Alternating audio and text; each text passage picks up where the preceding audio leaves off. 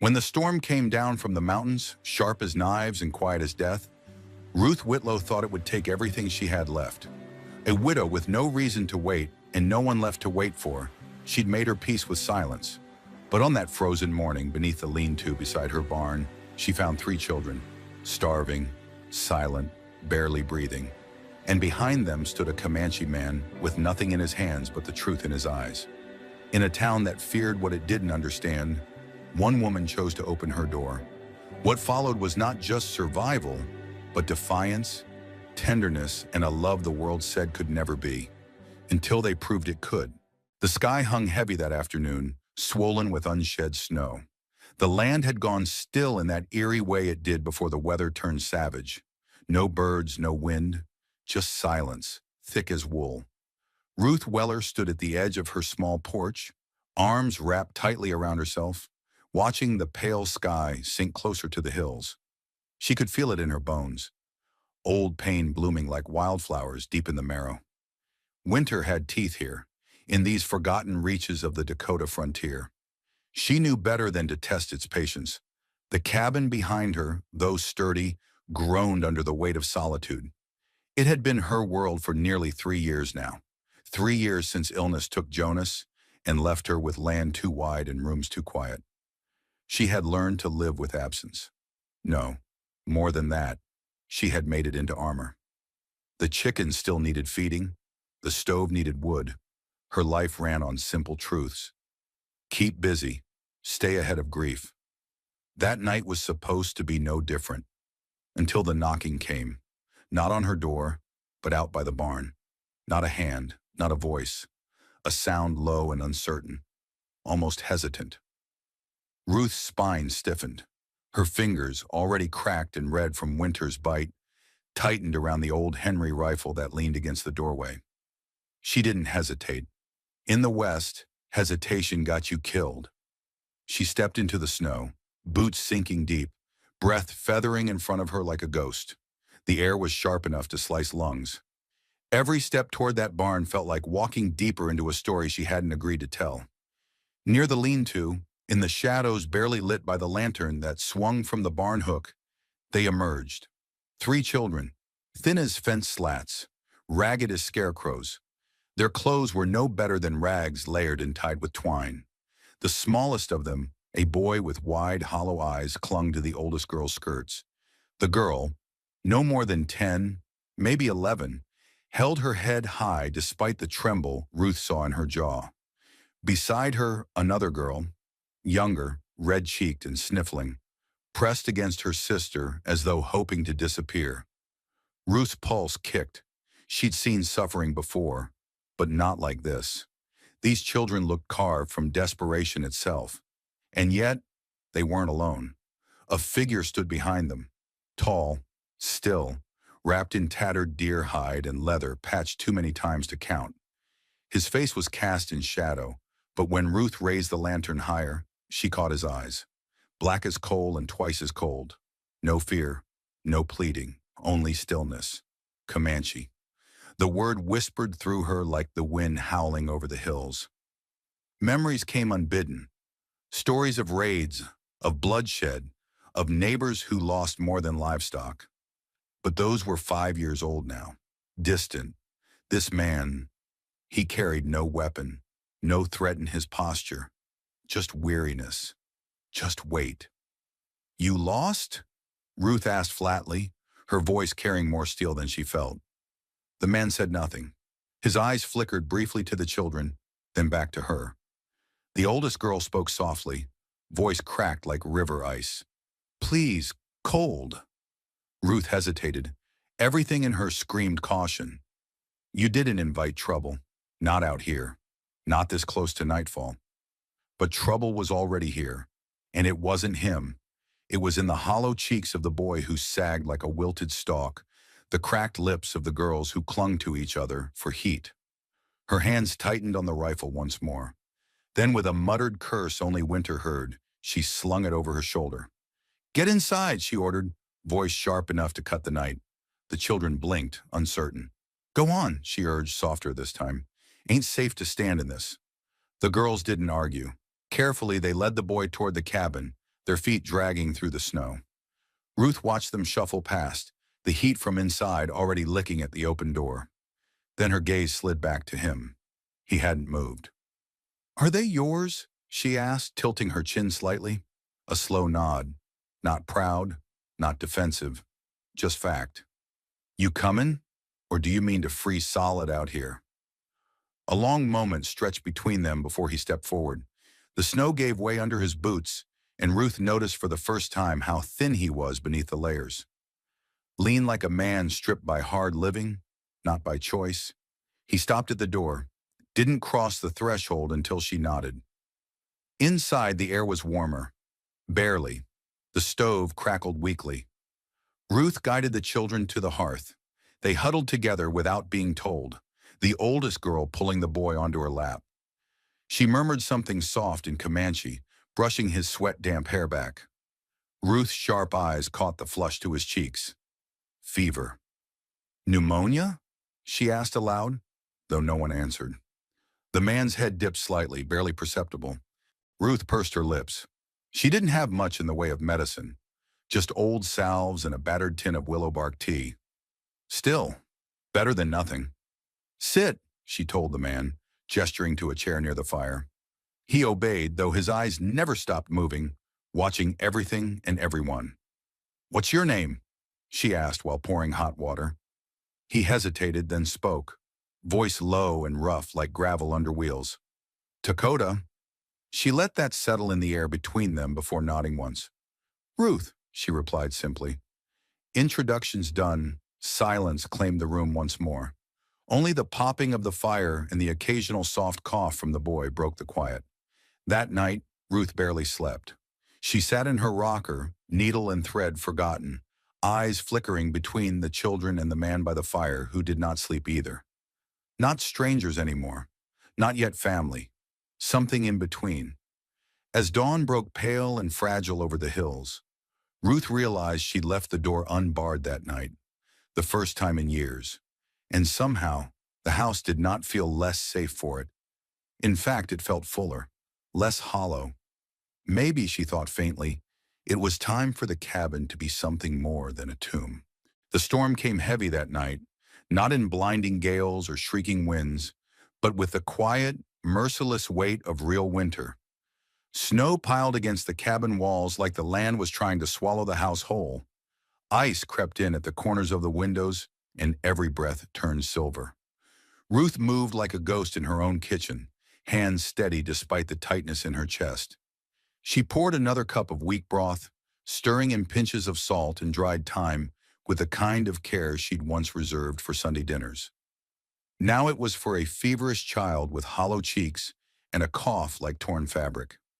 Dakota sat in the corner, cross-legged near the fire, sharpening a bone-handled knife not for defense, but for distraction. His eyes flicked to the boy every few seconds. "Hawk," the eldest girl had whispered.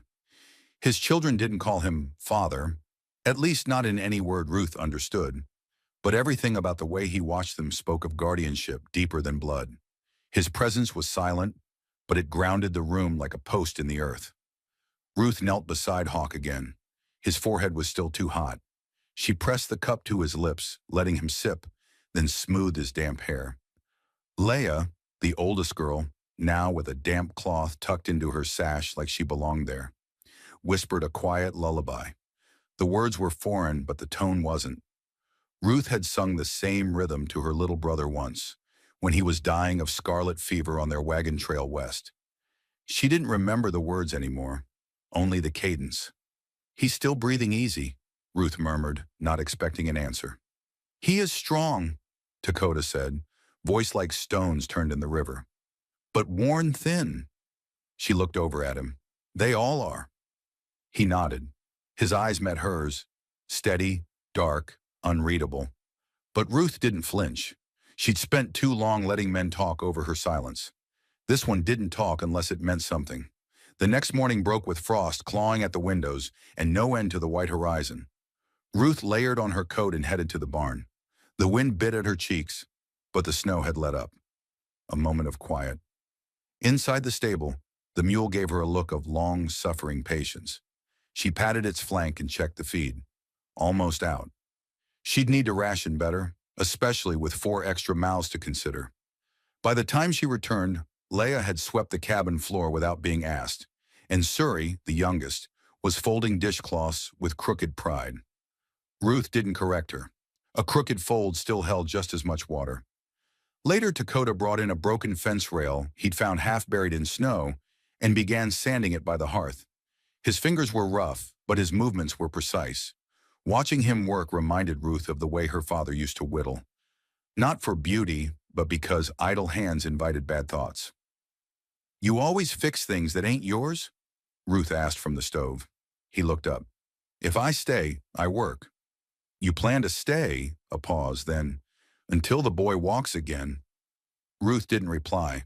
That wasn't a promise, not exactly, but it was enough. By the third day, Hawk was well enough to sit up. His cough still rattled, but color had returned to his cheeks. Ruth handed him a bit of flatbread, and he took it with both hands like a gift. "Gracias," he said softly. Ruth blinked. "Spanish?" "They come from far," Dakota explained. "Their mother was from the southern desert, and she's—" He didn't answer, and Ruth didn't push. That evening, Ruth lit an oil lamp and sat at the table with Leia. She spread parchment and dipped a pen. The girl watched her, curious but hesitant. "You ever learn your letters?" Ruth asked. Leia shook her head. "Well," Ruth said, tapping the page, "this here's an A. Start with that. Like the mountain. Like the beginning." Leia grinned faintly. She traced the letter, careful as threading a needle. Dakota sat nearby, whittling something small. When Ruth glanced over, she saw it was a bird. A sparrow in mid-flight, wings wide. She opened her mouth, then closed it. Some things didn't need remarking. That night, Ruth dreamed of laughter. Not hers, but a child's. High, bright, familiar.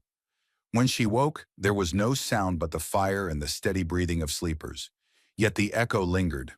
She rose early the next morning, stepping into the dim light to find the sparrow Dakota had carved resting on her windowsill. No note, just the bird, its wings sanded smooth. The snow had started to melt in patches now. Icicles dripped like time itself was loosening its grip. Ruth stood on the porch, the wooden bird in her hand, and watched Dakota work in the yard, mending the sled's cracked runner with lengths of rawhide. Hawk watched him closely, mimicking each knot with invisible twine. They weren't intruders, not anymore. They were becoming something else. Neighbors might call it foolish, dangerous even. A white widow taking in a Comanche man and his children. The town would talk. She knew that like she knew frostbite. But standing there in the half-thawed morning, Ruth realized something had shifted. Not all at once, but gradually. The cabin no longer felt too big. The silence no longer too sharp. For the first time in years, Ruth Weller wasn't just surviving. She was sharing, teaching, listening. Watching a boy recover, a girl read her first letter, a man rebuild something that wasn't his, but that he treated like it might be. And that was the beginning of everything. The thaw came slow, not in days, but in signs. The muffled drip from the cabin eaves, the soft give beneath boots that once crunched solid snow. Ruth noticed it in her joints first, how her hands no longer ached when she wrung out wet linens. The earth was loosening, and so was something inside her. The children had begun to settle into rhythm. Leia greeted mornings with the broom, a self-appointed keeper of dust. Suri took to sorting beans into neat piles of red, black and white on the table, only to mix them again, laughing when Ruth pretended shock. Hawk, though still frail, followed Dakota like a second shadow, mimicking his quiet tasks, how he stacked kindling, how he tested the tension on a snare. Dakota had taken to building a second coop, even though they only had 2 chickens. When Ruth asked why, he simply replied, "Room to grow." She had no argument for that. They shared more meals now. Ruth cooked. Dakota butchered what he could trap. One afternoon, he returned with a pheasant and handed it to her without a word. She plucked and roasted it, stuffing it with cornbread and wild garlic. The children ate in reverent silence, as though such richness belonged to another world. That night, Ruth sat at the table, working at a tear in her coat. Dakota was mending a basket near the hearth, strips of willow curled at his feet. "You always lived this quiet?" she asked. He looked up. "Only since noise stopped meaning anything." She nodded. She understood that kind of silence. She had been loud once too, in laughter, in anger, in dreams shouted across the plains with Thomas before he broke them, before he broke her. That version of herself still echoed sometimes, in the way she held the fire poker like a weapon, or how she never turned her back to a man in a room. "You ever been to Bitter Ridge?" she asked. Dakota set his basket aside. "Once. Long ago. They don't forget your kind there. They don't forget what they fear," he said. She watched the firelight flicker against his cheekbone. The scar there, faint, crescent-shaped, had caught her eye before, but she'd never asked about it. She didn't need to. Everyone carried a map of what had hurt them. Some wore it on their skin, others in the quiet between sentences. "You'll have to stay out of sight when I go to town." He didn't answer. Didn't need to. They both knew. The next day, Ruth made the trip, bundled in layers, sled in tow. Leah begged to come, but Ruth refused gently. "I need you to watch your brother. He trusts you." Leah had stood a little taller after that, pride lifting her chin. The town of Bitter Ridge was mud and smoke, and too many eyes. Ruth kept her head high. She passed the saloon with its half-shuttered windows, ignored the whispered names. Squaw Keeper, Red Lover, that followed like burrs on wool. At the Mercantile, Josiah gave her a look like curdled milk. She didn't flinch. "Need seed," she said, "and nails. Some tin if you have it." He fetched the items slower than usual. "Folks saying things," when he muttered. "Let them. You ain't scared what might happen if that man brings trouble down on your head?" She met his eyes. "He didn't bring trouble. He brought children. Your people bring the rest." The man blanched but said nothing more. On the way back, Ruth stopped by the river bend.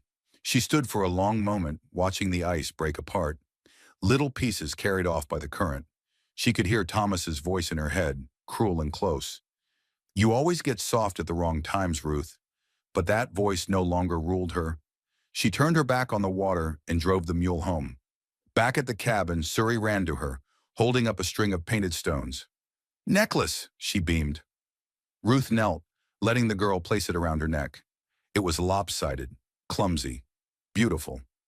Dakota stood on the porch, arms crossed. His eyes searched her face, and when he saw she was safe, something in him settled. He stepped down, took the heavier sack from her sled, and carried it inside without a word. That night, Ruth poured tea into two mismatched cups and handed one to him. They sat by the fire, the children asleep behind them. "You trust me now," he said softly. Ruth's gaze didn't leave the flames. "You never gave me reason not to. Others will. Let them." Her voice didn't waver. "Let them come. This house is stronger than their spite." Dakota looked at her then, not through her, not past her, but at her, with a reverence that made her breath catch. "You have fire," he said. "Not many do." Ruth set her cup down slowly. "And you have calm. Not many do." The space between them hummed, not with urgency but with recognition. Two people who had lived through the same storm, alone, and found somehow that they no longer had to be. Outside, the wind shifted. The land exhaled. Inside, something new had begun to take root. Not love yet, not quite.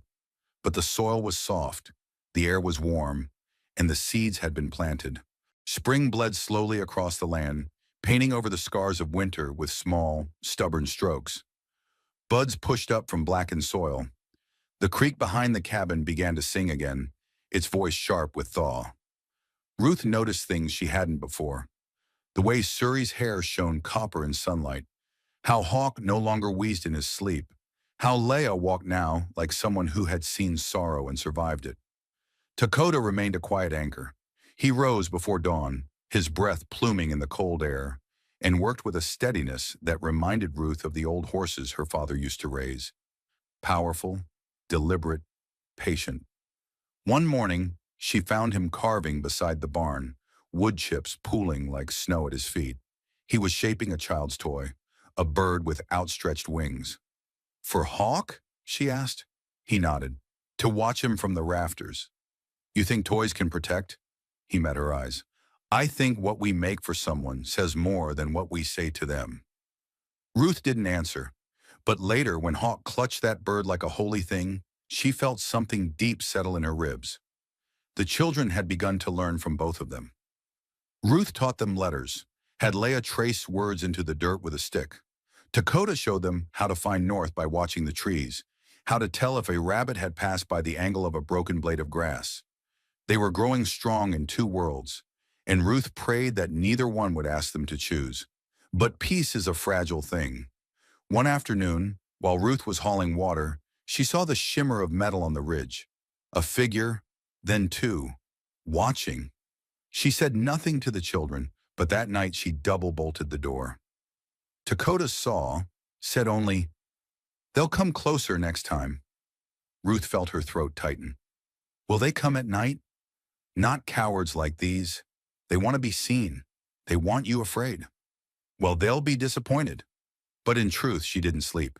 Her eyes stayed open long past midnight, listening to every creak and whisper in the wood. When Dakota sat beside her, she didn't flinch. I've seen worse, he said. She nodded. Me too. But she didn't say that the worst things she'd seen didn't wear boots or guns. They wore wedding rings. 2 days later, they went to town together. It wasn't planned. Hawk had fallen hard, split his lip clean. He needed stitches. Ruth had no choice. Dakota tied his hair back, wore Ruth's father's old coat to hide his beaded vest. Still, when they rode into Bitter Ridge, the world slowed. Men stood straighter. Women gathered their skirts tighter. Children stared. The doctor, a pale, tight-lipped man, glanced once at Dakota, then twice. We don't treat him. He's with me, Ruth said, voice sharp. And it's the boy who's bleeding, not your pride. The man said nothing after that, only cleaned the cut, stitched it in silence. Hawk didn't cry. He stared at Dakota the whole time. As they left, a man spit on the porch behind them. You'll burn for this, widow. Ruth turned. Her hands didn't shake. Then I'll burn for something worthy. Back home, the silence between her and Dakota grew thick. Not angry, not cold, but weighty. Like both of them were holding breath, neither knew how to release. That night after the children slept, Ruth stood by the fire, staring at the flames. You don't have to stay, she said. Dakota looked up. Do you want me to go? She turned to him, her voice rough. I want you safe. I want you free. But I also, she faltered. He crossed the room in 2 steps, slower than need be. But also? Her shoulders dropped. Also, I want this house to feel like something more than memory. He didn't touch her, just stood close enough that she could feel his warmth, then let it. And in that moment, something inside her let go. Not of fear, not yet, but of the need to carry it alone. The next morning, the sun rose gold over the prairie. Leah was humming again. Hawk played with his bird toy in the garden. Suri braided Ruth's hair with wild grass. And Dakota, quiet as ever, repaired the door frame with hands that now knew they belonged. For the first time since the frost, Ruth allowed herself to hope that the thaw might reach even her. The days lengthened, but danger did not retreat. It loomed quieter now, like a shadow waiting for its time. Ruth had seen too many storms come with blue skies to trust peace that felt too still. The cabin, though, had taken on a heartbeat. Not hers alone, not anymore. Dakota fixed the barn roof with Hawk strapped to his back, the boy clutching his carved bird and pointing to where the wind crept in. Suri collected moss for lining garden beds. Leah hummed lullabies in Comanche as she stitched torn seams on old clothes Ruth had nearly thrown out. The place pulsed with motion, with small sounds that meant life. But Ruth knew, stillness never lasted in places like this. Not when the world outside hated what it couldn't name. The first real warning came on a morning slick with thaw. The front gate had been marked, a branch clean split and laid across the post. Not broken by weather, placed. Dakota's face darkened when he saw it. He didn't speak, just lifted the branch, snapped it in two, and burned it in the hearth. That night, Ruth waited until the children were asleep before asking, "What does it mean?" He stared into the fire. "Warning. Claim yours, number theirs. They want us gone. Will they try again?" He looked at her. They already are. Ruth stood slowly, her hands curling around the edge of the table. Then let's give them something to fear. He didn't smile, but his hand covered hers. Together. In the days that followed, they worked like people preparing for flood. Fences were reinforced. The windows were lined with salt. The stable was fitted with a false wall, a hiding place just in case. Ruth buried her father's rifle beneath the stairs, then dug it back up. She polished it in silence, the weight of it familiar and foreign in her lap. She'd always been good with a shot. She just hated what it made her remember. Dakota began teaching the children simple things. How to listen for hoofbeats in the wind, how to find each other in the trees without calling names. Ruth watched with a twisted ache. No child should need to know such things. But this world didn't ask what children should or shouldn't bear. It just gave, and sometimes it took. Late one afternoon, while Ruth was inside shelling beans, she heard Leah scream. She dropped the bowl, ran barefoot to the yard. Dakota was already there, crouched low by the fence. Leah stood shaking, tears slipping down her cheeks. Beyond them, lying twisted in the dirt, was a rabbit, dead, skinned, fresh, left like a message. No paw prints around it, no trap marks, just placed, carefully, cruelly. Dakota rose slowly, his face unreadable. Ruth reached for Leah, pulled her close. "Go inside," she whispered, "all of you." That night, Ruth nailed the rabbit's pelt to the fence, eyes out toward the trees. She wanted them to see it, wanted them to know she'd seen their threat, and returned it. Inside, she found Dakota sitting cross-legged by the hearth. He had a piece of wood in hand, carving slowly. His voice was low when he spoke. "They want me gone, but they'll take you with me." She sat beside him. "Then we make it harder to take us." He turned the carving toward her, a bear, small and fierce. "For you," he said. Ruth blinked hard. "You think I need protection?" "Number, I think you are protection, but even fire carries a totem." She kept the bear close after that. When the snow melted fully and the ground softened, Ruth planted lavender along the path to the front door. It wasn't a defense. It wasn't a trap. It was a choice. Beauty despite fear. Dakota understood. He brought back wild sage and placed it above the windows. "For clarity," he said. "For breath." They spoke less now, but understood more. His hand often found the small of her back as he passed. Her fingers brushed his wrist when she poured him tea. They didn't name what was blooming between them. They simply let it grow. One evening, Ruth sat brushing Suri's hair by the fire.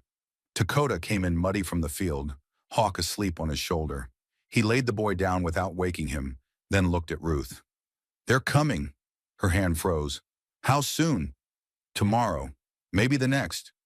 She nodded once, slow and sharp. "Then we'll be ready." That night they didn't sleep. They laid side by side, eyes on the rafters, not speaking, not afraid, just waiting. The morning arrived in silence, a kind that felt too still to trust. The wind had died. Even the birds had not sung. Ruth stepped onto the porch with the rifle in her hand. She wore her late husband's coat, patched and too broad in the shoulders, but lined with flannel. Dakota stood in the yard, bareheaded, his braid tight, his knife sheathed but near. He had painted two thin black lines beneath each eye, a tradition he hadn't explained and she hadn't needed to ask. The children stayed inside. Ruth had taught Leah how to keep them quiet, how to hide in the crawl space behind the hearth. They'd practiced twice last night. No one cried, not even Hawk. The first rider appeared just past noon, then the second, then three more. 5 in total. Same man at the front. Grizzled jaw, scarred brow, that crooked smirk he'd worn the first time. But it didn't reach his eyes now. This time, he came armed. "Afternoon, Miss Whitlow," he said, tipping his hat like they were neighbors at a dance. "You know it isn't," Ruth answered. He chuckled, but it rang hollow. "We gave you time. Now it's done." Dakota stepped forward. "This land is ours." The man sneered. "That's cute, but the town disagrees." "I'm not the town," Ruth said, "and I never needed its permission to fight back." There was a beat. One of the riders shifted in his saddle, uneasy.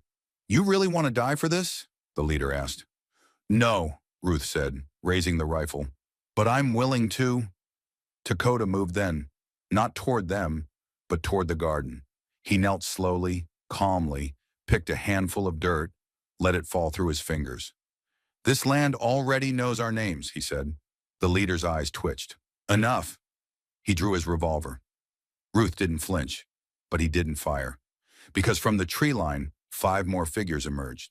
Silent, watching, old men, young boys, women with woven braids and long coats, Comanche, all of them. Dakota hadn't called for help, but they had come. They stood just inside the edge of the forest, not threatening, not advancing, just witnessing. And somehow it changed everything. The riders hesitated, all 5. Ruth saw it, that crack in the bluster.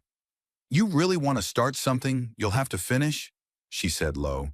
"Because we won't run. Not now. Not ever." The lead rider stared for a long time, then spat. "Let 'em rot," he said, and turned his horse.